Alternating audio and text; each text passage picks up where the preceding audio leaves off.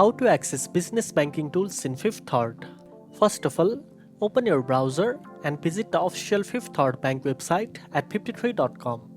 Next, from the home page, click on the Business tab in the top menu. This will display a range of business banking options. Then, choose the service that fits your needs, such as managing business, business lending, and more. If you already have an account, click on Login at the top right corner of the page to access your account.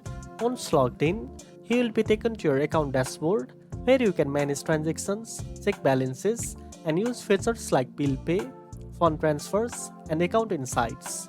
Explore additional tools such as expense tracking, ACH payments, wire transfers, and merchant services depending on your business account type. Lastly, set up account alerts to stay informed about important activity and use the built-in financial tools to keep your business running efficiently. And that's it. Now you know how to access business banking tools in Fifth Third. If you found this video helpful, don't forget to like, share, and subscribe for more business banking tips. Thanks for watching, and I'll see you in the next one.